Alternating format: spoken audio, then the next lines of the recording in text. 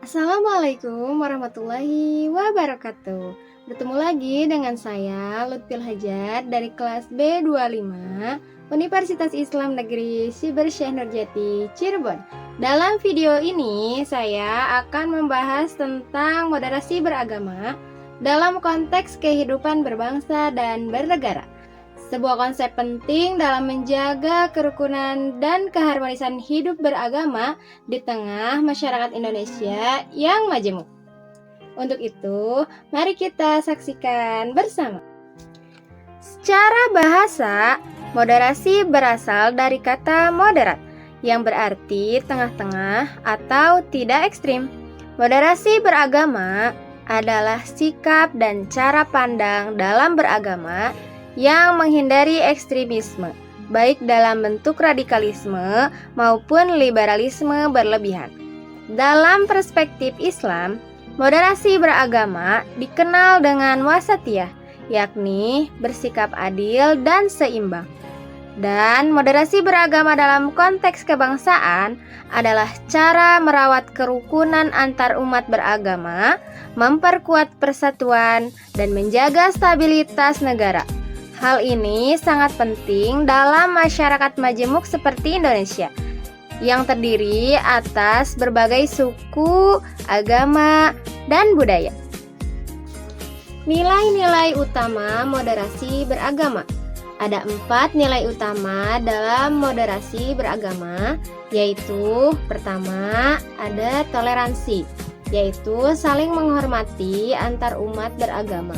Dalam hal ini, kita bisa melakukannya dengan menghormati perbedaan agama, perbedaan keyakinan, dan cara ibadah orang lain.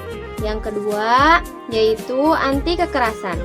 Anti kekerasan yaitu menolak segala bentuk kekerasan, baik itu kekerasan secara fisik maupun kekerasan verbal atas nama agama.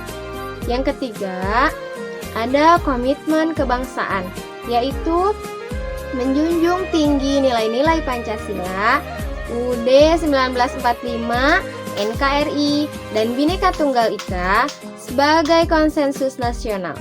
Dalam hal ini, kita harus menyadari bahwa identitas keagamaan dan identitas kebangsaan bisa berjalan beriringan. Dan yang terakhir, penghargaan terhadap budaya lokal, yaitu mengintegritaskan nilai-nilai agama dengan kearifan lokal yang tidak bertentangan dengan ajaran. Dalam hal ini, kita tidak boleh mudah menghakimi praktik budaya dan tradisi selagi itu tidak bertentangan dengan prinsip-prinsip agama. Kemudian ada contoh implementasi moderasi beragama. Dalam kehidupan sehari-hari, moderasi beragama dapat kita rasakan melalui kisah-kisah sederhana yang penuh makna. Misalnya, dalam lingkungan masyarakat, moderasi beragama tampak terlihat pada saat warga lintas agama bergotong royong membangun fasilitas umum dan saling menghormati di hari besar keagamaan.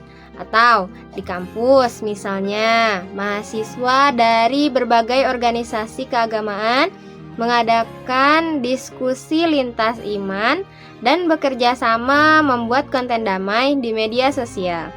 Atau bisa juga di lingkungan keluarga. Misalnya, terdapat perbedaan mazhab atau keyakinan pada satu keluarga, maka kita sebagai anggota keluarga yang lain harus tetap menghormati dan anggota keluarga kita ajarkan untuk hidup rukun serta saling menghormati. Peran generasi muda di era digital.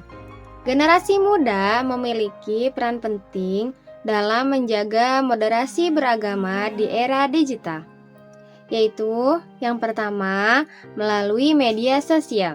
Mereka bisa menjadi agen perdamaian dengan menyebarkan konten damai dan edukatif. Yang kedua, mereka tidak ikut menyebarkan hoax atau menolak ujaran kebencian serta provokasi yang bernuansa sara.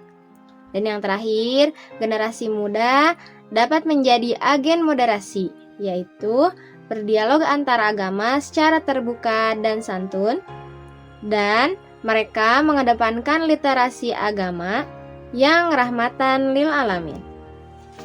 Secara pribadi, saya menyadari bahwa moderasi beragama bukan hanya slogan. Ini adalah cara kita menjalani kehidupan yang damai, saling menghormati, dan tidak mudah tersulut oleh perbedaan. Moderasi beragama membantu kita menjadi pribadi yang lebih bijak, terbuka, dan mencintai kerukunan di tengah keberagaman Indonesia. Bagi saya, moderasi beragama adalah kunci untuk hidup damai di tengah perbedaan. Sebagai bagian dari masyarakat yang majemuk, saya belajar bahwa toleransi bukan berarti menyerahkan keyakinan, tetapi menghargai keyakinan orang lain.